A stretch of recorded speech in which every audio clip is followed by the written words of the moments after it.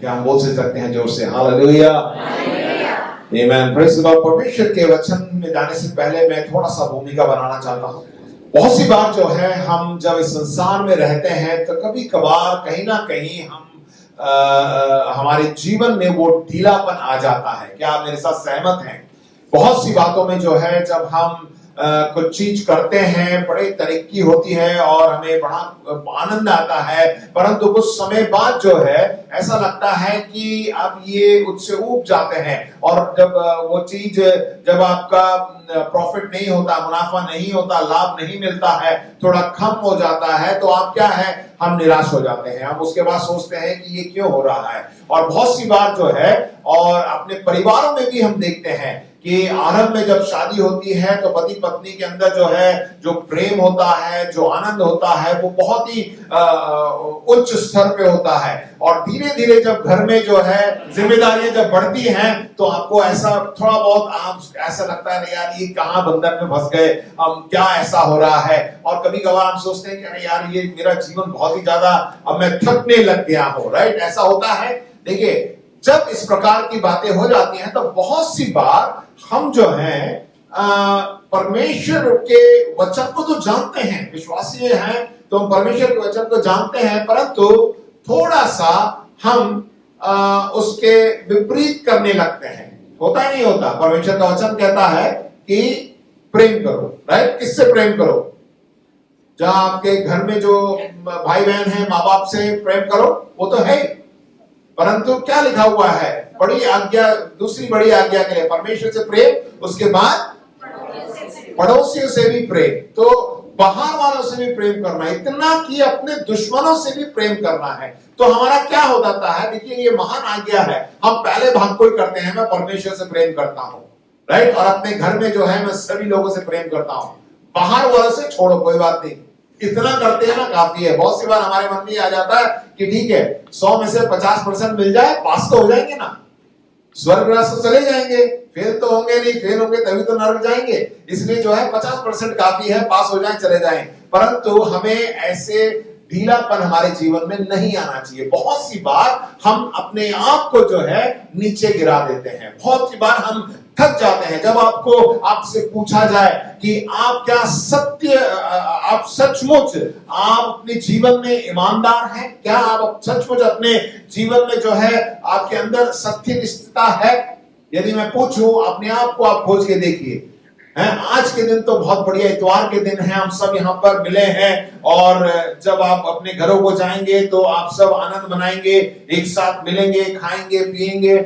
आज अगर आप रोड पे गाड़ी चलाते हैं तो अगर लाल बत्ती है तो आप रुक भी जाएंगे, क्योंकि आज इतवार का दिन है। यदि कोई आपके गाड़ी के सामने कोई आ जाएगा तो आप उससे कुछ नहीं बोलेंगे, बोलेंगे प्रभु आपको आशीष दे, और आप घर पे जाएंगे, अगर खाना नहीं भी बना तो आपको गुस्सा नहीं आएगा, क्योंकि आज इतवार का दिन है। परंतु कल क्या होगा? कल निकाली गाड़ी, लाल बत्ती, अरे छोड़ यार, चलना, अरे नाश्ता नहीं बना अभी तक, इतनी देर हो गई, मालूम नहीं मेरे को 7 बजे दफ्तर पहुंचना है। होता नहीं होता? बताइए हाँ या नहीं, बोलिए। तो क्या हम ऐसा जीवन जी रहे हैं? तो क्या बोलते हैं उसको, 2 प्रकार का जीवन, राइट। यहां पे परमेश्वर के भवन में बहुत ही अच्छा है, परंतु जब बाद में जब हम घर चले जाते हैं तो हम एकदम बदल जाते हैं। बहुत सी बार हमारे अंदर, आप अपने आप को पूछ के देखिए, क्या मैं पूरे हफ्ते भर 7 दिन क्या मैं परमेश्वर को प्रसन्न करने वाला हूं या नहीं?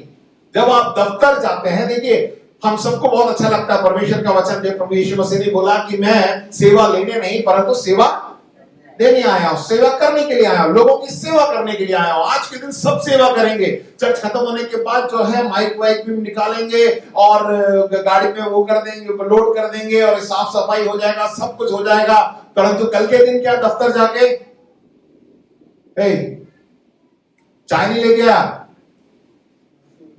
अरे मेरे टेबल साफ नहीं किया, अरे मेरी कुर्सी कहां चली गई, उधर रखिए, ले गया। होता नहीं होता है? क्यों? हम उधर ही अचानक बड़े बन जाते हैं। सोमवार के दिन जो है हमें ऐसा लगता है कि अरे मैं बॉस हूं और वो मुझसे छोटा है।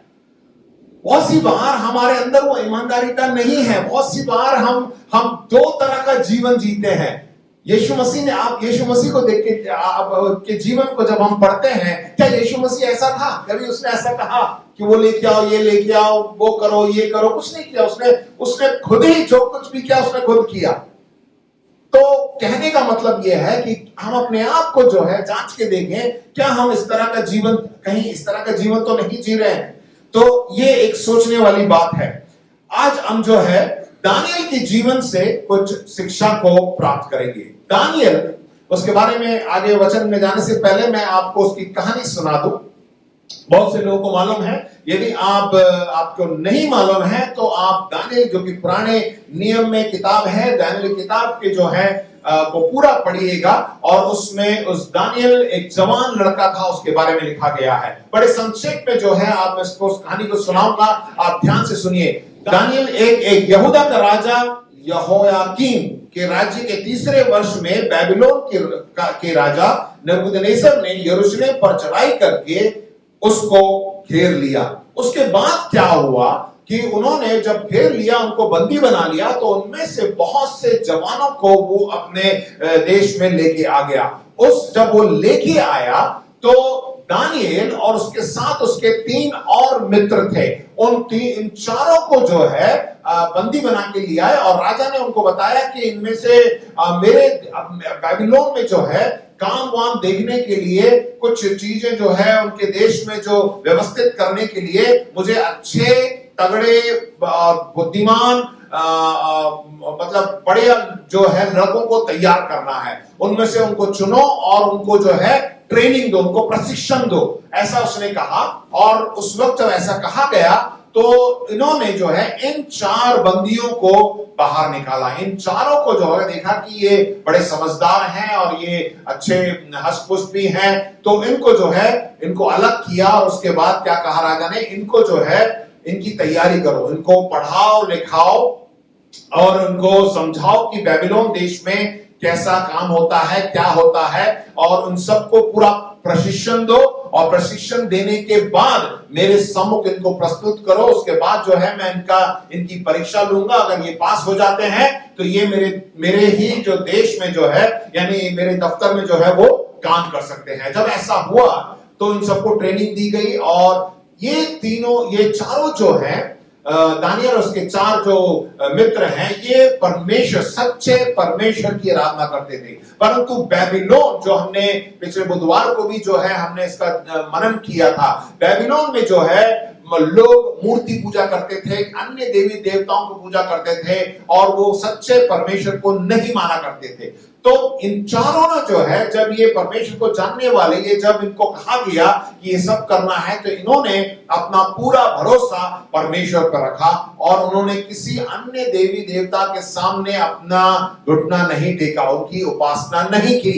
और परंतु परमेश्वर का अनुग्रह उन पर था, और इतना कि राजा ने बोला था कि इनको जो है मेरे जो राजमहल का जो है खाना इनको दिया जाना चाहिए। परंतु उन्होंने उसको भी इनकार किया, और उन्होंने बहुत ही साधारण सा खाना खाया। इसमें कोई बड़ी बात नहीं है कि आप क्यों राजा का खाना क्यों नहीं खाया, क्योंकि राजा के खाना देने से पहले उन सब खाने को जो है पहले वो मूर्ति पूजा के सामने रखकर उसके बाद उसको दिया जाता था। इसलिए वो इन चारों ने सोचा कि वो अशुद्ध है, इसलिए उन्होंने उसको नहीं छुआ। परंतु परमेश्वर का अनुग्रह उन पर हुआ। तो ये सब जो है, जब उसके बाद एक दिन ऐसा आया कि राजा नबूकदनेस्सर ने जो है एक सपना देखा, और वो सपना देखकर उसको रात में एक ही सपना बार बार उसको आया करता था, और वो रात में सो नहीं पाता था। तब उसने कहा कि मेरे राज्य में जो है, जो तांत्रिक हैं, जो जादूगर हैं, जो विज्ञानी हैं, जो ज्ञानवान है, बुद्धिमान है, उनको लेके आओ। मैं जो है उस स्वप्न का अर्थ जानना चाहता हूं। वे सब आए, और उन्होंने जो है उसको कहा कि राजा तो अपने स्वप्न को बता। और परंतु राजा ने क्या बोला कि मैं अपने स्वप्न को नहीं बताऊंगा। यदि तुम बुद्धिमान हो, यदि तुम सब कुछ जानते हो, तो मेरे स्वप्न को भी बताओ और मेरे स्वप्न का अर्थ भी बताओ। और तो वो सब हार गए, बोले कि ऐसे कैसे हो सकता है, स्वप्न तो बताओगे तभी तो हम अर्थ बताएंगे। उसने कहा नहीं, अगर ये नहीं बता सकते हैं तो आप सबको सजा होगी, आप लोग चले जाइए। उसको वहां से निकाल दिया। परंतु दानियल जो है परमेश्वर का जो बंदा है, उसको एक वरदान था, वो स्वप्न के अर्थों को बताया करता था। और जब ये खबर लगी राजा को कि एक ऐसा व्यक्ति है जो कि बंदी है, वो इस स्वप्न का अर्थ बता सकता है, तो वो उसको बुलाता है। और जब राजा बोलता है कि ऐसा बताओ, तो वो वापस देखिए वो कहता है कि मेरे स्वप्न को भी बताना है और उसका अर्थ भी बताना है। तो ये बहुत एक बंदी है, अगर वो स्वप्न नहीं बताएगा, अर्थ नहीं बताएगा, तो उसको मार दिया जाएगा। और इसीलिए जो है वो प्रार्थना करता है, परमेश्वर से पूछता है, परमेश्वर उससे बातें करता है और उसको स्वप्न भी बताता है और स्वप्न का अर्थ भी बताता है। और इसको निजात कर जब वो राजा को बताता है, तो राजा चौंक जाता है और वो उसका अर्थ भी जान जाता है। और उसके बाद जो है दानियल को जो है ऊंचा पद भी देता है। देखिए बहुत लंबी कहानी है, आप जाके आप पढ़ सकते हैं परमेश्वर ने किस प्रकार दानियल के जीवन में काम को किया। पर हम इतना मैंने जो है आपको एक भूमिका दे दी है। आप इसको हम देखेंगे आगे, वचन को देखेंगे। दानियल उसका पहला अध्याय 3, 4, 5। तब उस राजा ने खोजों के प्रधान अश्पनज के आज्ञा दी कि इजरायली राजपुत्रों और प्रतिष्ठित पुरुषों में से ऐसे कई जवानों को ला जो निर्दोष, सुंदर और सब प्रकार की बुद्धि में प्रवीण और ज्ञान में निपुण और विद्वान और राज मंदिर में हाजिर रहने के योग्य हो, और उन्हें कसदियों के शास्त्र की भाषा की शिक्षा दे। राजा ने आज्ञा दी कि उसके भोजन और पीने के धात मधु में से उन्हें प्रतिदिन खाने पीने को दिया जाए। इस प्रकार 3 वर्ष तक उनका पालन पोषण होता रहे, तब उसके बाद वे राजा के सामने हाजिर किए जाएं। 8वां वचन, परंतु दानियल ने अपने मन में ठान लिया कि वह राजा का भोजन खाकर और उसके पीने का दाख मधु पीकर अपवित्र ना होए, तो इसलिए उसने खोजे के प्रधान से विनती की कि उसे अपवित्र ना होना पड़े। देखिए इस प्रकार का जीवन दानियल ने बिताया। दानियल के बारे में अगर हम पहले देखेंगे तो दानियल कोई किसी गरीब घर से या बहुत ही पिछड़े वर्ग से नहीं था। वो अपने देश में जो है एक अच्छे धनी व्यक्ति का बेटा था, उसके पास सब कुछ था। और उसके भी, जैसे हम संसार में रहते हैं तो हम भी बहुत सी चीजें विचार करते हैं ना, कि मेरे अगर जवान है तो सोचते हैं कि हाँ मैं एक अच्छे कॉलेज में एडमिशन लूंगा और अच्छा पढ़ूंगा, उसके बाद जो है किसी अच्छे दफ्तर में काम करूंगा। बड़े लोग हैं, आप भी चाहते हैं कि मैं हम अपना कुछ सालों में जो है हम अपना मकान, खुद का मकान बनाएं और उसमें जो है हम अपना घर परिवार रहे, हमारे पास गाड़ी हो, ये सब हो। हाँ या नहीं बोलिए, अब मेरे साथ हैं।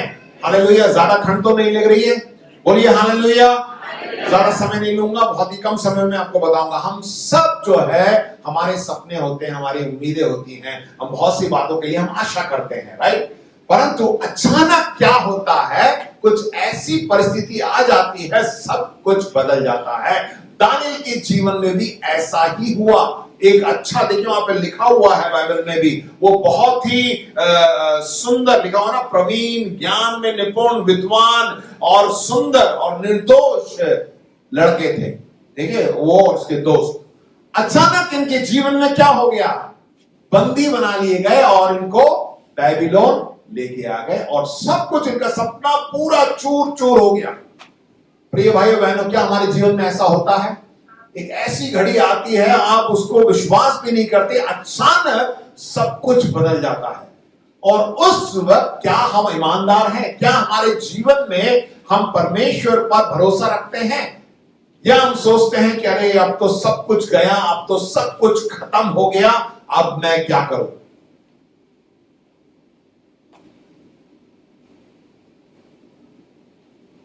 एक ही क्षण में सब कुछ बदल गया।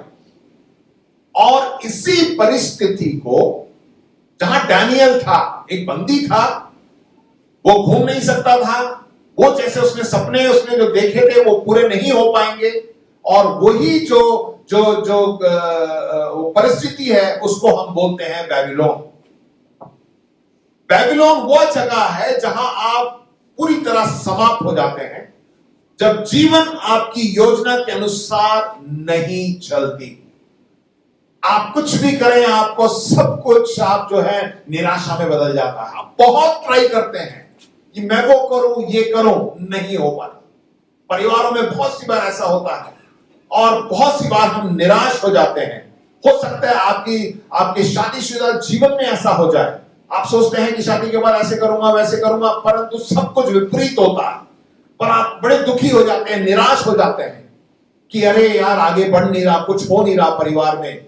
आप सोचते हैं कि हाँ, अगर मैं अपना मकान बना लूं तो मकान के अंदर जो है हम सब हंसी खुशी सब कुछ रहेंगे, पर मकान बन गया, पर मकान में उसके बाद जो है क्या हो गया, परिवार में फूट आ गई और सब अलग अलग रहने लगे। आपको लगता है कि ये क्या हुआ, मैंने तो कुछ और सोचा था, कुछ और हो गया। आप सोचते हैं मुझे एक अच्छी नौकरी मिल जाए और उसके बाद सब कुछ सही हो जाएगा। अच्छी नौकरी तो मिल गई, परंतु नौकरी के साथ जो क्या हुआ, बहुत सी ऐसी परेशानियां आ गई। आप इतने ज्यादा व्यस्त हो गए कि आप परिवार के साथ समय बिता ही नहीं पा रहे हैं। आप कभी उधर, कभी इधर, कहीं उधर जाना पड़ रहा है, आपको समय नहीं मिल रहा और आपको लगता है कि अरे सब कुछ अब चला गया। जब जीवन अप्रत्याशित मोड़ लेता है तो परमेश्वर की योजना पर आप भरोसा करें। देखिए, जब दानियल के जीवन में ऐसी परिस्थिति आ गई तो उसने ये अपनी ईमानदारिता को हमेशा बनाए रखा। उसने ये नहीं बोला कि परमेश्वर ऐसा क्यों हुआ, मेरे साथ ऐसा क्यों हो रहा है। उसने पूरी तरह परमेश्वर पर भरोसा किया। उसने कहा कि इस परिस्थिति में भी शायद परमेश्वर ने मेरे लिए एक योजना बना के रखी है। आमेन, हालेलुया।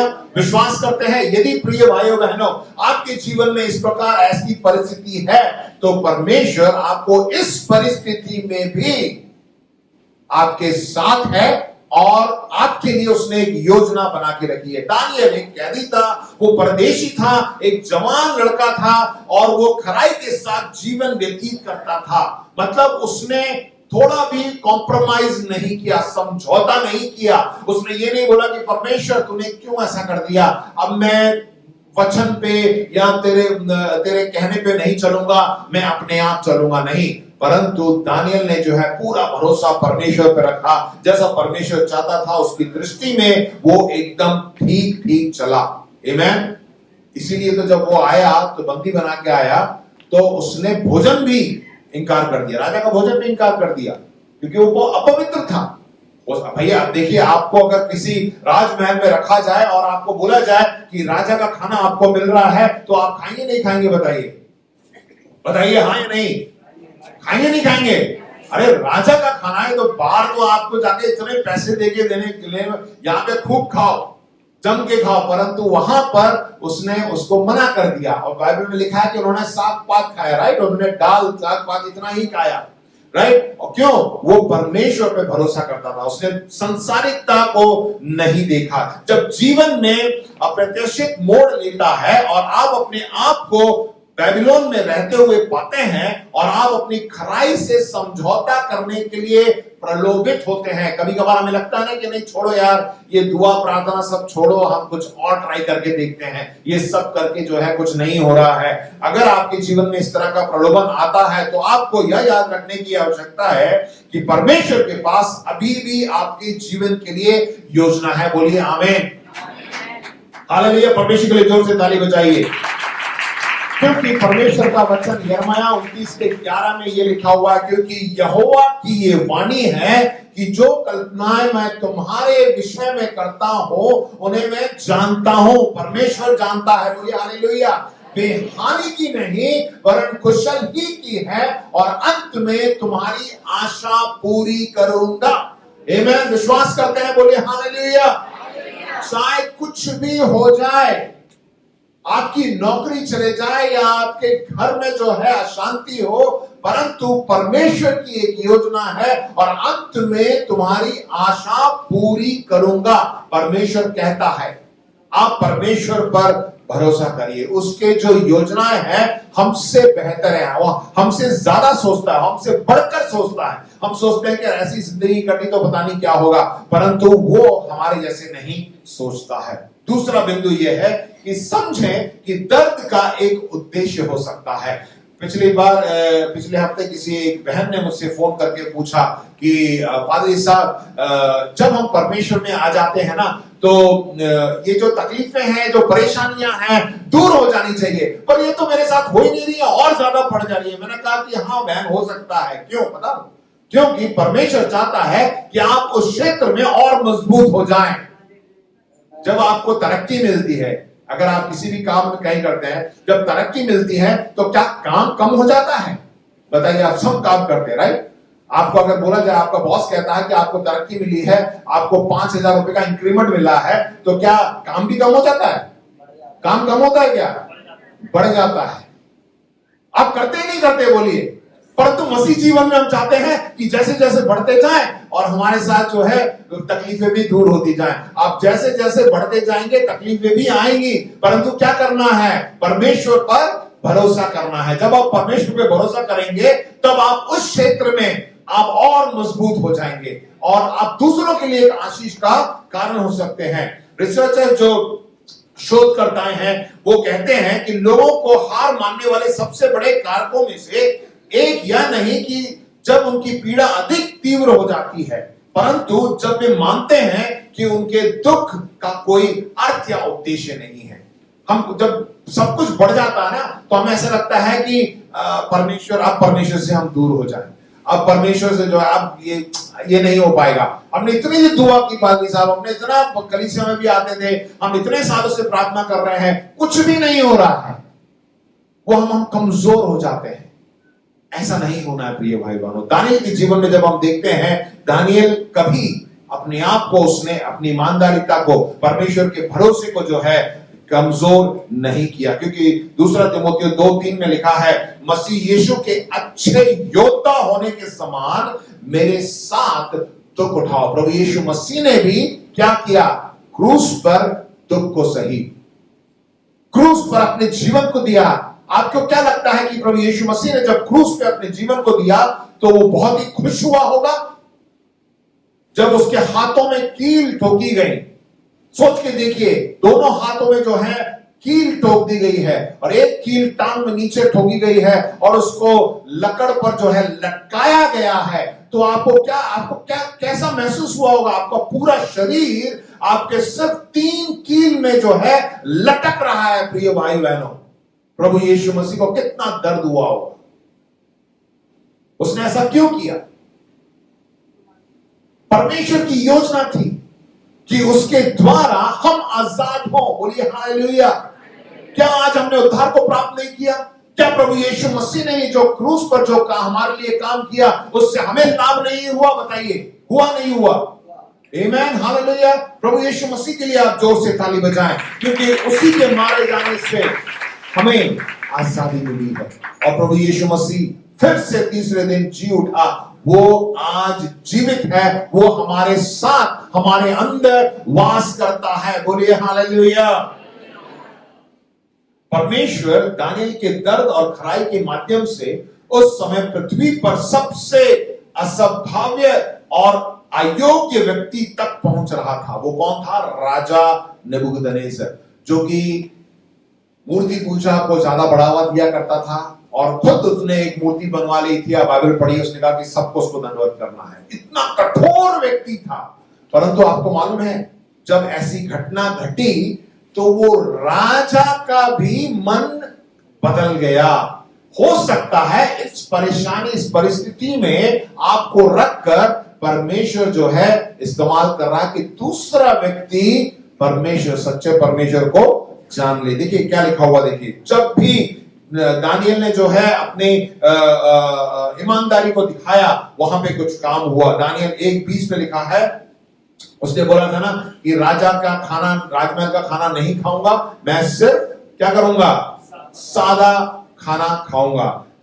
बुद्धि और हर प्रकार की समझ के विषय में जो कुछ राजा उनसे पूछता था, उसमें वे राज्य भर के सब ज्योतिषों और तंत्रियों से 10 गुने निपुण ठहरते थे। आमीन, हालेलुया। दानियल को 10 गुना अधिक बुद्धि, निपुणता परमेश्वर ने दी। क्या हम परमेश्वर की संतान नहीं है? जब हम इस प्रकार परिस्थिति में जाते हैं प्रिय भाई बहनों, आप परमेश्वर के वचन को थामे रहिए, परमेश्वर पर भरोसा रखिए और परमेश्वर आपको समय पर उठाएगा। दानियल 2:27 में लिखा है, दानियल ने राजा को उत्तर दिया, जो भेद राजा पूछता है वह ना तो पंडित, ना तंत्री, ना ज्योतिषी, ना दूसरे भावी बताने वाले राजा को बता सकते हैं, परंतु सिर्फ परमेश्वर जो है बता सकता है। अंत में इन सब बातों को राजा नेबूकदनेस्सर देख रहा है कि ये दानियल किस तरह का जीवन जी रहा है, और अंत में जो मरने से पहले राजा नेबूकदनेस्सर क्या बोलता है, अब मैं नेबूकदनेस्सर स्वर्ग के राजा को सराहता हूं और उसकी स्तुति और महिमा करता हूं, क्योंकि उसके सब काम सच्चे और सब उसके सब व्यवहार न्याय के हैं, और जो लोग घमंड से चलते हैं उन्हें वो नीचा करता है। राजा नेबूकदनेस्सर की ये बातें हैं। प्रिय भाई बहनों, यदि आप परमेश्वर की संतान है, अगर आप ऐसी परिस्थिति में हैं, आप परमेश्वर पर भरोसा रखिए, तब एक दिन जो है, जो ऐसा व्यक्ति जिसके बारे में आप सोचते हैं कि ये तो, इसका तो बचना बहुत ही बेकार है, ये कभी उद्धार पा नहीं सकता, ये इस पे प्रभु यीशु मसीह के बारे में हम बता ही नहीं सकते, वो व्यक्ति को जो है आपके द्वारा उसका मन बदल जाएगा। विश्वास करते हैं? बोलिए विश्वास करते हैं? प्रभु के लिए जोर से ताली बजाइए। परमेश्वर आप सभी को इस्तेमाल करेगा। वचन में हमने पढ़ा कि उसके पास आपके लिए एक योजना है। वो कैसी योजना है? भलाई की योजना है। आमीन, हालेलुया। उसको आप ले लीजिएगा। तीसरी बात, विश्वास करें कि परमेश्वर योग्य है, सामर्थी है। बहुत सी बार ऐसी परिस्थिति आ जाती है तो हम अपने बुद्धि का इस्तेमाल करने लगते हैं, परमेश्वर से दूर हो जाते हैं, परंतु दानियल ने ऐसा नहीं किया। बाद में आप पढ़ के देखेंगे, दानियल के जीवन में ऐसी भी एक परिस्थिति आई कि उससे बोला गया कि राजा ने, जो राजा नेबूकदनेस्सर का बेटा था, जब वो जब राज्य करने लगा, उसने कहा कि मैंने एक मूर्ति बनाई है, जो है मुझको जो है दंडवत करो, राइट, मुझे दंडवत करो, उसने बोला, और किसी अन्य देवी देवताओं को दंडवत नहीं करना, सिर्फ मुझे दंडवत करना है। परंतु दानियल ने उसमें भी अपने आप को समझौता नहीं किया, कॉम्प्रोमाइज नहीं किया। उसने क्या, सच्चे परमेश्वर से वो हर दिन प्रार्थना करता था। दिन में कितनी बार प्रार्थना करता था? 3 बार। हम 3 बार खाना खाते हैं, परंतु दानियल ने 3 बार प्रार्थना की। जब ऐसा षड्यंत्र रचा गया, और उसको क्या हुआ, जब राजा को मालूम पड़ा कि ये जो है मेरे सामने झुकता नहीं है, सिर्फ परमेश्वर के सामने झुकता है और उससे प्रार्थना करता है, तो उसको कहां डाल दिया गया? शेरों की, राइट।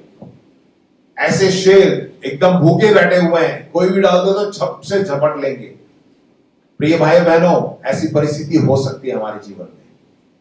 आपसे बोला जाएगा कि आप अपने विश्वास से दूर हो जाएं। शायद आपके परिवार में बोला होगा कि अरे तू वहां पे जाता है, उस चर्च में जाता है, उस प्रार्थना सभा में जाता है, बंद कर दे वरना सब कुछ खत्म हो जाएगा। मैं यहीं पे सब कुछ खत्म कर रहा हूं।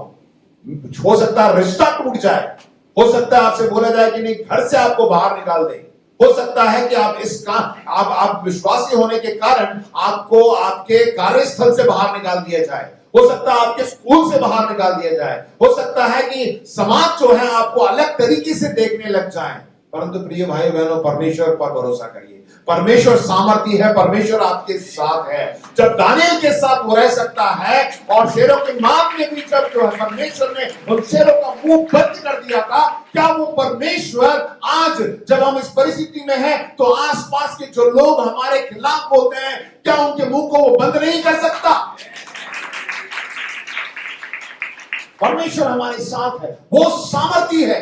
कभी अपने आप को जो है समझौते में मत लेके आइए कि नहीं होगा मुझसे, अब मैं छोड़ देता हूं। हर एक परिस्थिति में परमेश्वर आपको सिखाना चाहता है। दानियल ने कभी सोचा नहीं था, कभी भी नहीं सोचा होगा कि मैं इस तरह का मेरा जीवन होगा, परंतु वो बंदी गृह में बंदी बन के रहा। हर जगह में जो है परमेश्वर ने उसको इस्तेमाल किया, और जो अंत के समय में प्रकाशित वाक्य में जो लिखा गया है उसको पूरा दानियल ने भी अपनी किताब में लिख दिया कि अंत के समय में क्या होगा। इससे ज्यादा हमें क्या चाहिए? परमेश्वर हमारे साथ है। दानियल का जीवन दर्शाता है कि जो कुछ हम सोच सकते हैं या पूछ सकते हैं, परमेश्वर उससे कहीं बढ़कर बहुतायत से करने का में सक्षम है। और जो मनुष्य के साथ असंभव है वो परमेश्वर के साथ संभव है। बोलिए, जो मुझसे असंभव है परमेश्वर के साथ संभव है। जोर से बोलिए, विश्वास करते तो बोलिए, जो मेरे लिए असंभव है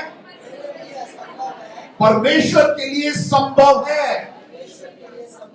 परमेश्वर सिर्फ आपके चरित्र को देखता है। प्रिय भाई बहनों, आप निराश मत होइए। आप किसी भी परिस्थिति में हो सकते हैं।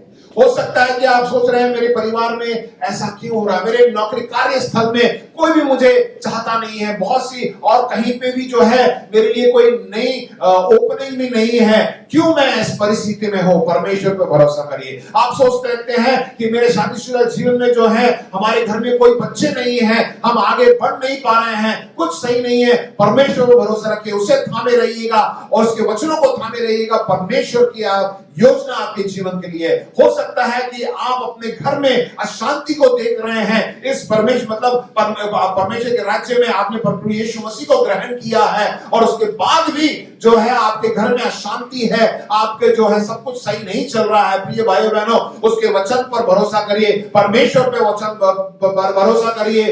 वो आपके लिए योजना बनाता है और वो आपको बाहर निकालेगा, सही समय पर जो है आपको ऊंचा करेगा। आप निराश मत होइए, परमेश्वर आपके साथ है। दानियल के जीवन से हमने 3 बातों को सीखी। क्या है? जब जीवन अप्रत्याशित मोड़ लेता है तो परमेश्वर की योजना पर भरोसा करें। परमेश्वर की योजना किसमें है? परमेश्वर के वचन पर है। आप लगातार परमेश्वर के वचन को पढ़ें, परमेश्वर से प्रार्थना करें और अपने भाई बहनों के साथ संगति करते रहेंगे तो आप आगे बढ़ते जाएंगे। आप आपस में बढ़ती बोलिए, भाई आप आगे बढ़ेंगे। आमीन, हालेलुया। दूसरी बात हमने ये देखी कि समझें कि दर्द का उद्देश्य हो सकता है। हो सकता है आज आपको बहुत दर्द हो रहा हो, उसका भी उद्देश्य है। परमेश्वर चाहता है कि उस क्षेत्र में और मजबूत हो जाए। और तीसरी बात, विश्वास करें कि परमेश्वर सामर्थ्य है। परमेश्वर मेरे अंदर जो बसता है इस संसार में जो है उससे भी बढ़कर है। और हमने गीत में गाया, हम कौन है, हमारा नाम क्या है? बोलिए, हमारा नाम क्या है?